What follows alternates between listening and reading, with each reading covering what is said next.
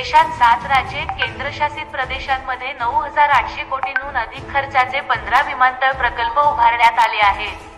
यामध्ये कोल्हापूर विमानतळाच्या नूतन टर्मिनलचा समावेश होता. या नवीन टर्मिनलचे लोकार्पण पंतप्रधान नरेंद्र मोदी यांच्या हस्ते ऑनलाईन स्वरूपात झाले.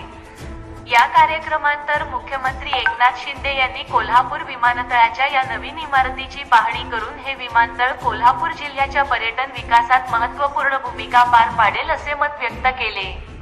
कोल्हापूर येथून या कार्यक्रमासाठी मुख्यमंत्री एकनाथ शिंदे यांच्यासह पालकमंत्री हसन मुश्रीफ, खासदार संजय मंडलिक, खासदार धनंजय महाडिक, राज्य नियोजन मंडळाचे अध्यक्ष राजेश क्षीरसागर, खासदार धैर्यशील माने, आमदार प्रकाश आवाडे, आमदार राजेंद्र पाटील यड्रावकर, आमदार प्रकाश आबिटकर, माजी आमदार चंद्रदीप नरके, जिल्हाधिकारी अमोल येडगे, विमानतळ प्राधिकरणाचे पियुष श्रीवास्तव, दिलीप सजनानी, संजय शिंदे यांचेसह इतर मान्यवर उपस्थित होते. कोल्हापूरसह अलीगड, आझमगड, चित्रकूट, मुरादाबाद, श्रावस्ती, ग्वाल्हेर, पुणे, आदमपूर, जबलपूर, दिल्ली आणि लखनौ येथे नवीन तसेच सुधारित विमानतळ टर्मिनल इमारतींचे उद्घाटन आणि कडप्पा, हुब्बल्ली, बेळगावी येथे नवीन टर्मिनल इमारतींची पायाभरणी पंतप्रधान मोदी यांच्या हस्ते झाली. कोल्हापूर येथे या कार्यक्रमावेळी मुख्यमंत्री शिंदे यांनी कोल्हापूरच्या विकासात आणि पर्यटनाला गती देणाऱ्या विमानतळासाठी शुभेच्छा दिल्या. कोल्हापूर विमानतळाची स्थापना राजाराम महाराजांनी 1939 मध्ये केली होती. आज लोकार्पण केलेल्या नूतन इमारतीतून कोल्हापूर जिल्ह्याची संस्कृती आणि वारसा दृश्य स्वरूपात प्रवाशांना पाहता येणार आहे. अतिशय सुंदर आणि दिमाखात बांधकाम केलेल्या इमारतीचा कोल्हापूर जिल्ह्याला पर्यटन आणि विकासासाठी हातभार लागणार असल्याचे सर्वच मान्यवरांनी या कार्यक्रमावेळी सांगितले.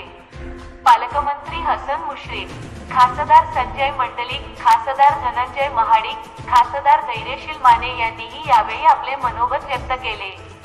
कार्यक्रमानंतर मुख्यमंत्री शिंदे यांनी नूतन टर्मिनलची सर्वत्र फिरून बारकाईने पाहणी केली. दक्षिण महाराष्ट्रातील कोल्हापूर हे शतकानुशतके समृद्ध ऐतिहासिक, धार्मिक आणि सांस्कृतिक उपक्रमांचे केंद्र राहिले आहे, ज्यामुळे ते विविधता आणि एकतेचे खरे प्रतिनिधित्व करते. याला दक्षिण काशी किंवा महातीर्थ असे संबोधले जाते. कोल्हापूर हे पूर्वीच्या राजघराण्यांचे किल्ले, मंदिरे आणि राजवाडे यासाठी देखील ओळखले जाते आणि महाराष्ट्रातील कृषी क्षेत्रात प्रगत जिल्ह्यांपैकी एक आहे. तसेच कृषी आधारित उद्योगात अग्रगण्य जिल्हा म्हणूनही कोल्हापूर ओळखला जातो. कोल्हापूर विमानतळावर रात्रीची हवाई सेवा सुरू केल्याने कोल्हापूर विमानतळावरील प्रवासी वाहतूक वाढली आहे. विद्यमान टर्मिनल इमारतीची प्रवासी हाताळणी क्षमता 150 प्रवाशांपर्यंत होती, जी मागणीच्या तुलनेत खूपच कमी आहे.